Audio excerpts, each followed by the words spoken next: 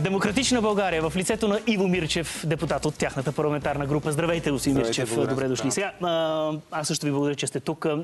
Много теми виждате колко е активен политическия живот, разбира се, и всяко едно мнение е твърде любопитно. Тази седмица приключва, специално за ДБ, приключва с една голяма загуба и една голяма победа. Голямата загуба е, че правителството падна. Голямата победа е, че и ветото падна. Само, че вижте какво става сега. Тук е уловката, господин Мирчев. Тия, които гласуваха правителството да падне, те гласуваха и ветото да падне. И сега вие откъде сте? От коя страна сте? Има една много голяма разлика обаче. Ветото е тема, която е наднационална. Тук става дума въобще за бъдещето на Европа от една страна и от друга става дума за защита на българския интерес. Докато свалянето на правителството беше една операция, която, да ви кажа честно, в нашите очи изглеждаше абсолютно нелепо. И ние така не можахме да разберем защо няколко партии бяха решили да свалят правителството. Сред тях такива като Възраждане и ДПС, които дори протестираха заедно. Господин Пеевски дори ги посети, доведоха го човека да гласува в Народното събрание. Между другото, предното му гласуване беше за управител на БНБ. Редовно ДПС го водят на важните гласувания. Той си влиза в Народното събрание, упражнява вота, излиза. И ние така и не разбрахме каква беше целта. Попитахме какъв е плънна след това. Ето, има ново мнозинство, това го разбираме. С всичките оговорки около това много мнозинство. Каква е целта и какъв е вашия план? И те казват, ние план нямаме, ние просто искаме да ви свалим. Добре, обаче пред България сега се задават две опции и двете са лоши. Едната е ние да имаме служебен кабинет и избори и следващата е да имаме някакъв тип експертно правителство, което без значение какви партии участват в него, няма да бъде по-добър вариант от това, което беше до момента, със сигурност. И те казаха да, обаче ние просто искахме да ви свалим. И извинявам се за сравнението, обаче малко прилича на игра в детската градина. Две момченца се карат. Защо ме удари? Ми ударихте, защото те ударих. Няма отговори до момента, защо беше свален Никола Минчев. Никола Минчев, уважаван от всички партии, включително от Възраждане, те сами са го декларирали неведнъж, без да наруши правилника на Народното събрание, без никакъв аргумент. Защо свалихте Никола Минчев? Ами демонстрация на новото мнозинство. Добре, какъв е плана? Кой ще бъде следващия председател на Народното събрание? Ами нямаме такава кандидатура. И 2 дни не влизат в зала. И проваляте заседанията. Всичко това е така.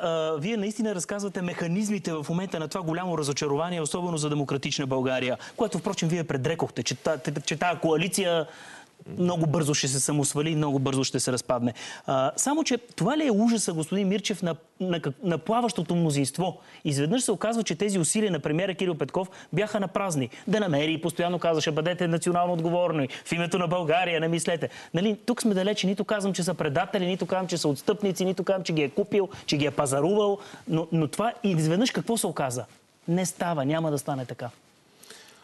Ами, изведнъж се оказа, че коалицията беше ясно от самото начало, че това е една сложна коалиция. И ние никога не сме били оптимисти за това тази коалиция да изкарат пълен мандат. Но беше ясно, че има редица предизвикателства през страната и една от целите, извън икономическата, здравната, енергийната и всички останали кризи, включително и войната, беше необходимостта ГЕРБ и ДПС да бъдат държани далеч от властта. Това беше постигнато. Самото правителство и самата коалиция постигна немалко успехи за периода на своето управление. Имаше, разбира се, неща, които не се получиха. Нямаме никакво намерение да отричаме грешките си. Но вижте, от тук нататък не следва нищо добро за България. Оставете партиите, оставете Демократична България. Нямаме никога притеснение от избори. Миналата година го доказахме, няколко пъти не съставихме правителство. Но от тук нататък наистина не следва нищо добро за България. Преди избори в момента, и това трябва всички много добре да го разберат. Освен, че ще има служебен кабинет, който ние не знаем какви действия ще предприеме. И ще дам един пример. Стартиране сега процес за енергийна независимост на страната. България до момента по отношение на газ, петрол и ядрено гориво беше зависима изцяло от Русия. Сега стартирам процеса, в който с газа ние вече независимо от Русия, с ядреното гориво до, може би, година и половина-две няма да зависим от Русия. Това е много ключово. И по отношение на петрола до 2 години ние няма да зависим от Русия. Извинете, ядрено откъде ще дойде гориво? Ядрено гориво може да дойде и части за реакторите от САЩ и от Швеция. Тук важният момент обаче. Едно служебно правителство може да възстанови доставките на газ от Русия. А положихме доста старания ние да не зависим. В момента взимаме, между другото, по-евтин газ. Напук на всички, които обясняваха как България е тежко зависима от Русия. Не може България да съществува без руски газ. Напротив, може. И ще съществува, ако има наистина политици, които имат смелостта да се противопоставят на тези интереси. Защото нека да нямаме съмнение. Това правителство беше свалено и заради определени интереси в енергетиката, по отношение на Капитан Андреево, на много далавери, които бяха разкрити. На неотпуснатите прословути 5,9 милиарда в Министерството на господин Караджов. Защото аз бях на тези разговори и знаех каква е идеята там. Обаче как правителство, както коалицията даде и как заставаме пред обществото да кажем, че даваме тези 5,9 милиарда, след като знаем, че те отиват до 7-8 фирми, които бяха касичката на предната власт, в които голяма част от парите за поръчките просто потъваха там. Не можехме, аз ще ви дам един пример. Вчера имах до късно снощи среща с мои съмишленици, наши съмишленици в Пловдив. Тунел Ечемишка. Там не знам вече кой 6-7 подизпълнител изпълнява поръчката за тунела. В България има една фирма, която занимава с тунели. Но поръчката е дадена на една фирма. През 2, 3, 4, 5 и накрая той, дето върши работата, взима една малка сума от това, което то струва. Сега това си го представете, че е в цялата страна. Това са като метастази, обхванали цялата страна. И дайте те 5,9 милиарда, ние да ги дадем за пътните далавери. Не става. Всичките тези интереси свалиха правителството. Да, понеже тъкмо на тази тема искам да ви върна, господин Мирчев. Понеже с интерес слушахте Корнелия Нинова преди малко. Всъщност, по отношение на тезата, която лансирате, че България може да завърне договор с Газпром, би могла, а това респективно означава да иска да плаща с рубли, което вие сте категорично против, разбира се. Но Корнелия Нинова казва, да, това продължава да бъде наша идея. Но Корнелия Нинова и вие, както е ясно, са от двете крайности, двата полюса на тази странна коалиция. Тоест, искам да кажа, че ето продължава тази власт да се крепи на противоречия. Да, обаче Митрофанова, каза Корнелия Нинова, няма нищо общо с свалянето на кабинета. Както обяви пък Кирил Петков от трибуната. Всеки е свободен да говори на своите съмишленици. Обаче, нали знаете, когато имате една черна кутия, гледате входа, гледате изхода. Когато не знаете вътре какво се случва? Какво имаме като информация на входа и какво имаме като информация на изхода? Това, което ние знаем в момента е, че България наистина купува по-евтин газ. Факт е. Днес, към днешна дата, България купува по-евтин газ. Беше много трудно, между другото. Поздравления и за министър, и за министър Василев, и за министър на енергетиката, енергийната комисия, които се справиха с тази задача, експертите в министерството. Изключително трудно, защото България не беше предвидила, и това струва пари, това не беше предвидила, да купува втечнен газ, да резервира капацитети.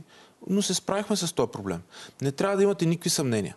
И тук става дума за интересите на България, не за политически боричкания между БСП и Демократична България.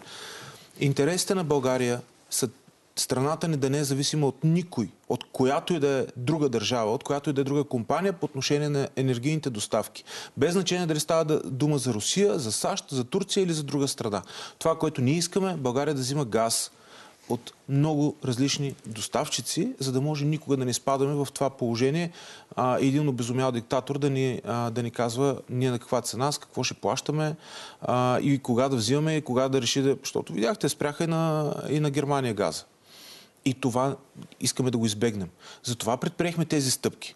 Сега едно служебно правителство, и това е реална опасност, въпреки че за някой може да звучи като победа на братските отношения с Русия, но това е опасно за страната ни, защото ни поставя в зависимост. Това искаме да го предотвратим. До тук с вас, господин Мирчев, говорихме за голямата загуба през седмицата, която претърпяхте.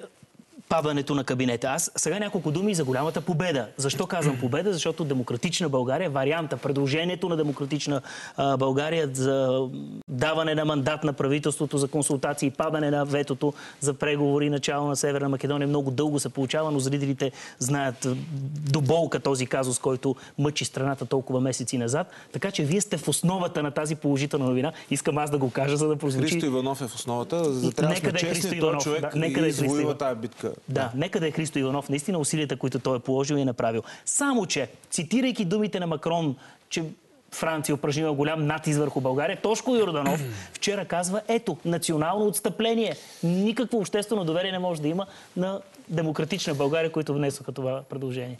Аз съм много съгласен. Обаче, слушайки лидера на македонската опозиция, да ви кажа, имам усещането, че България е оказала невероятен натиск над Франция и над Европейския съюз, защото там три партии са заплашили да излязат от правителството и говорят за българизация на Македония.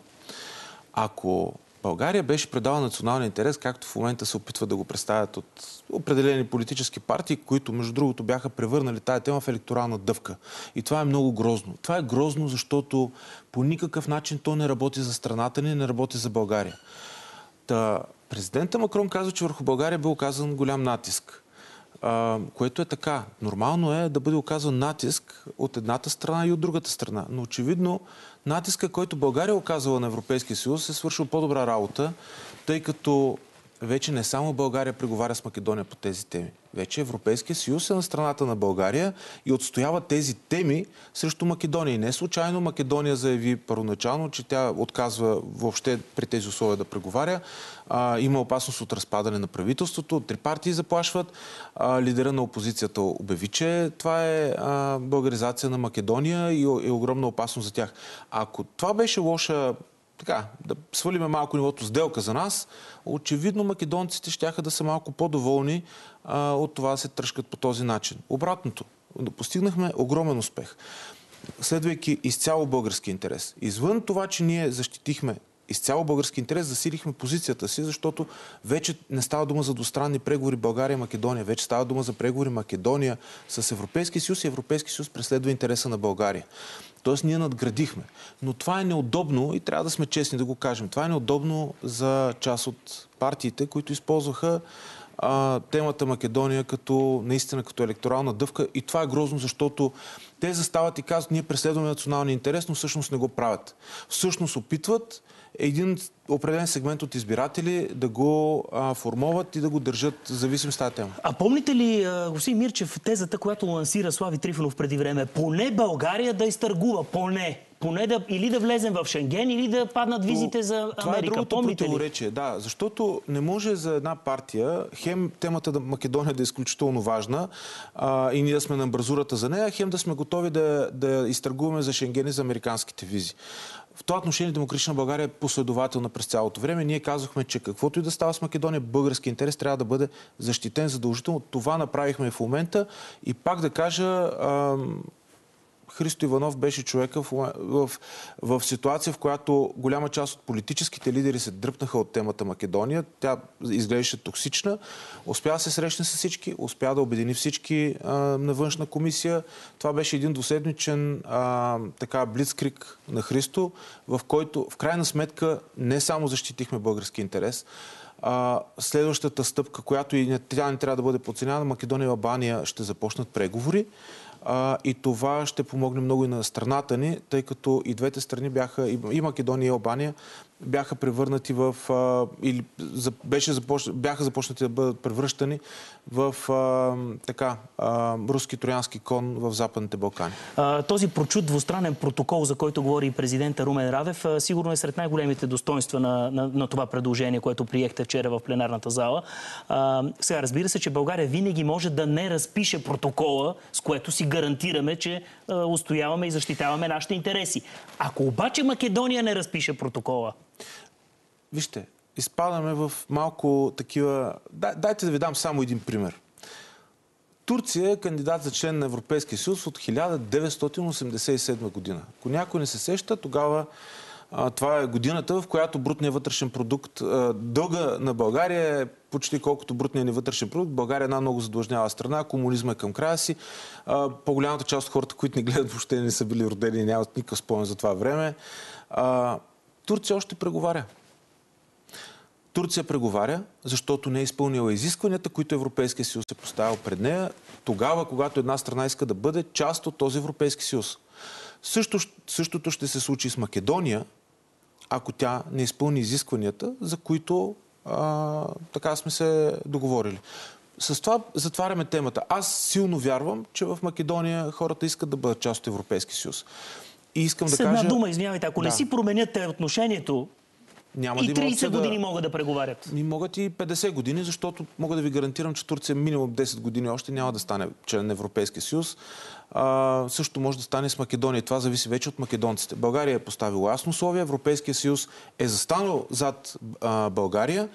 Това беше наистина една трудна битка, но успяхме. И Народното събрание, и всички екипи, които преговаряха. И последната тема на вашето внимание, господин Мирчев, политическата обстановка, разбира се.